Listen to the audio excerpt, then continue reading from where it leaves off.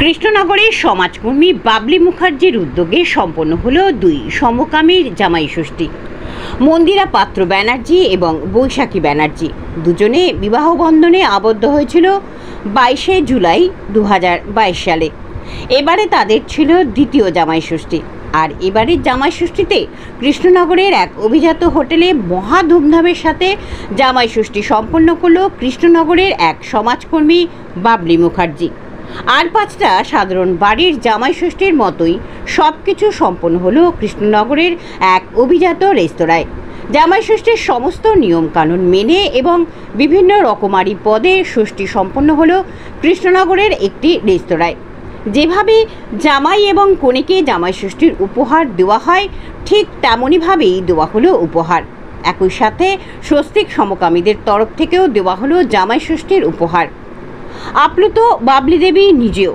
তবে রাজা কৃষ্ণচন্দ্রের শহরে সমকামীদের এই জামাই ষষ্ঠীকে ঘিরে সৃষ্টি করলো তা কিন্তু বলার অপেক্ষা রাখে না। ব্যুরো রিপোর্ট, আমার বাংলা নিউজ।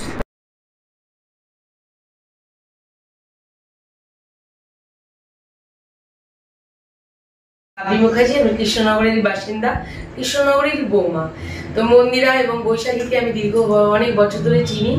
প্রায় আনুমানিক 17-18 সালে ওদের সাথে আমার সাক্ষাৎ হয়, মানে ওদের সাথে বলতে মন্দিরার সাথে। তো সেখান থেকে মন্দিরার সাথে সাক্ষাৎ হওয়ার পর আমার বান্ধবী যে ক্লোজ ফ্রেন্ড ডালিয়া, তার প্রেম ছিল বৈশাখী। তো সেই সূত্রে আমাদের ওদের দুজনকে খুব ভালো লেগেছে। ওরা এর আগের বছর যখন বিয়ে করেছিল, নতুনই জামাই ষষ্ঠী করতাম সেই বছরই প্রথম, কিন্তু করতে পারিনি এই কারণে, কারণ সেই সময় আমার একটু পারিবারিক সমস্যা ছিল, তো সেটা করতে পারিনি। তো এই বছর সেই মনোবাঞ্ছাটা ঈশ্বর পূরণ করেছে। তো আমি এইবার ছোট্ট করে জামাই ষষ্ঠীর একটু অনুষ্ঠান রেখেছিলাম। তো আমি এই বার্তায় দিতে চাইছি, দেখুন আজকের দিনে দাঁড়িয়ে সবাই জামাই ষষ্ঠী করতে যাচ্ছে, যারা নতুন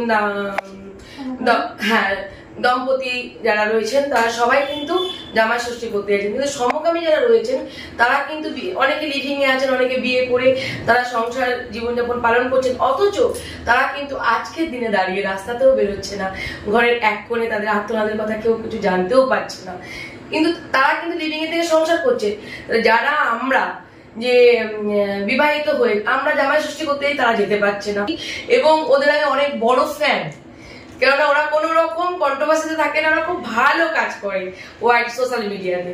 তো সেই কারণে আমি মহাদেবের কাছে প্রার্থনা করেছিলাম যেন পরের বছর যেন জামাই ষষ্ঠী করতে পারি। তো জামাই ষষ্ঠী করেছি এবছর। তো যাই হোক, দিদি আমাদেরকে এইভাবে যে একটা সারপ্রাইজ দেবে, এটা আমাদেরও ভাবনা, এত ভালোবাসা মানে আমাদের কি বলবো, দিদি এতটাই ব্যস্ত থাকে, তার মধ্যেও যে এই দিনটা যে দিদি আমাদের কাছে স্মরণীয় করে দেবে এটা ভাবতে পারিনি।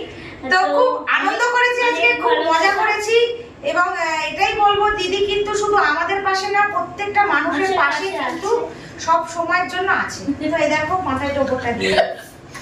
তো চলো,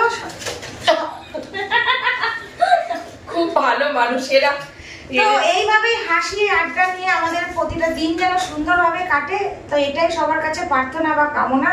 তো নমস্কার। নমস্কার। এবার জামাই ষষ্ঠী করবো। আচ্ছা আচ্ছা আচ্ছা, তা দেখো বার্তা দেবো এবার, তুমি কি বার্তা দিতে চাও সেটা? এটাই বার্তা দিতে চাই যে মেয়েও যে ভালোবাসা থাকে টিকে, এবং তারা যে কতটা সংসারী হয়, এবং তারা যে কিভাবে সংসারটাকে মেনটেন করছে, ঠিক আছে, এবং চারিপাশ যে ইয়ে করে, মানে চারিদিকের ডামাডোলের মধ্যে মানুষ কত কিছু বলছে, তারপরেও সব বাধা অতিক্রম করে যে একটি অসহায় মেয়েকে যে এইভাবে যে বৈশাখী বিয়ে করে কত সুন্দরভাবে রেখেছে, এটাই হলো, তোমরা হলো কি বলবো উদাহরণ। আমি চাইছি যে তোমাদেরকে দেখে যারা সমকামী রয়েছেন তাদের আমার তরফ থেকে যারা, আচ্ছা তুমি যারা ধরো মানছে না তাদের ফ্যামিলি সম্বন্ধে তুমি কি বলতে চাও? যারা মানছে না তাদের ফ্যামিলি সম্বন্ধে এটাই বলতে চাই, দেখুন ভালোবাসায় যেমন কোনো ধর্ম নেই, ভালোবাসার যেমন কোনো বয়স নেই, ভালোবাসায় হলো কি কে ছেলে ছেলে ভালোবাসে না, মেয়ে মেয়ে ভালোবাসবে শেষ হয় না, ভালোবাসার কোনো কিছুই নেই, লিঙ্গ ভালোবাসায় নয়, ঠিক আছে। আমি মনে করি যে একটা মেয়ে মেয়েকে ভালোবাসতে পারে, একটা বৃদ্ধা বা বৃদ্ধ একটা অল্প বয়সী ছেলে মেয়েকেও বিয়ে করতে পারে, যেটা হচ্ছে এখন দেখছি সচরাচর, তারাও তাদেরকে তো সবাই মেনে নিচ্ছে।